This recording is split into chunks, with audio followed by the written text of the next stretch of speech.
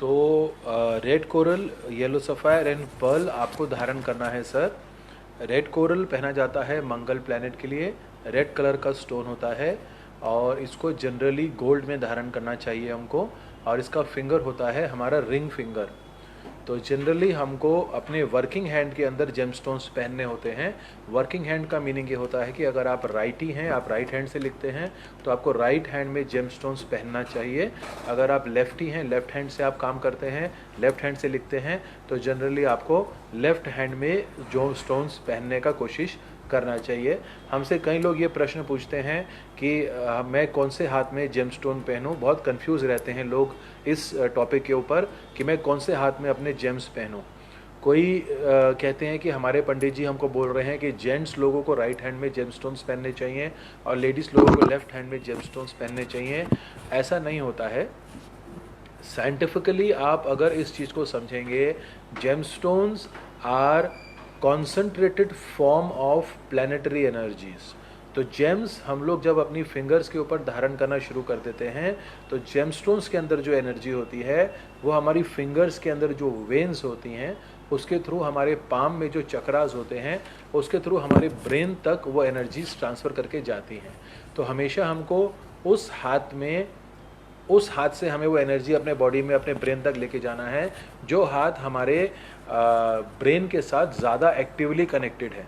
तो कौन सा हाथ आपके ब्रेन के साथ ज़्यादा एक्टिवली कनेक्टेड होगा, इस चीज़ को आप लॉजिकली एंड साइंटिफिकली समझिए। अगर आप राइटी हैं तो आप डेफिनेटली हर वक्त आप स्पॉन्टेनियस अगर कोई एक्शन करेंगे तो आप राइट हैंड से वो काम करेंगे। और अगर आप लेफ्टी हैं तो जनरली आप स्पॉन्टेनियसली अगर कोई भी एक्शन आप करेंगे, रिएक्शन आप देंगे, तो आप लेफ्ट हैंड से देंगे। तो यानी कि लेफ्ट हैंड लेफ्टी लोगों का ब्रेन से ज़्यादा एक्टिवली कनेक्टेड होता है और राइट हैंड राइटी लोगों का ब्रेन से ज़्यादा एक्टिवली कनेक्टेड होता है।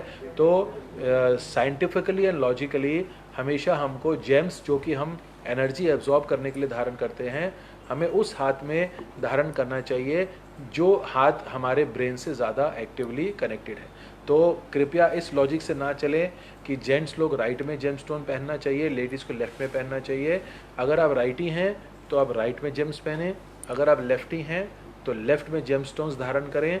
कुछ लोगों की कुंडली में ऐसे जेम्स भी बन जाते हैं जो 2 जेम्स एक ही फिंगर में पहना जाता है। जैसे अगर रेड कोरल और रूबी की ही बात करें, अगर रूबी और रेड कोरल किसी को बताया गया है तो रूबी और रेड कोरल दोनों रिंग फिंगर में ही धारण करना पड़ता है। अब रिंग फिंगर तो हमारे एक हाथ में एक ही है, तो उस केस में जो जेमस्टोन हमारे लिए ज़्यादा इम्पॉर्टेंट होता है, आप अपने एस्ट्रोलॉजर जी से ये डिस्कस करें कि रेड कोरल और रूबी में से ज़्यादा आपके लिए इम्पॉर्टेंट जेमस्टोन कौन सा है, या आपकी दशा और महादशा किस जेमस्टोन की चल रही है, तो उस स्टोन को आप राइट हैंड में धारण करें, राइट हैंड की रिंग फिंगर में धारण करें, और दूसरा स्टोन आप लेफ्ट हैंड की रिंग फिंगर में भी धारण कर सकते हैं। तो रेड कोरल गोल्ड में आपको रिंग फिंगर में धारण करना है। येलो सफ़ायर भी गोल्ड में ही धारण करने के लिए बताया गया है, गोल्ड में ही धारण करना चाहिए। येलो सफ़ायर बृहस्पति का स्टोन होता है।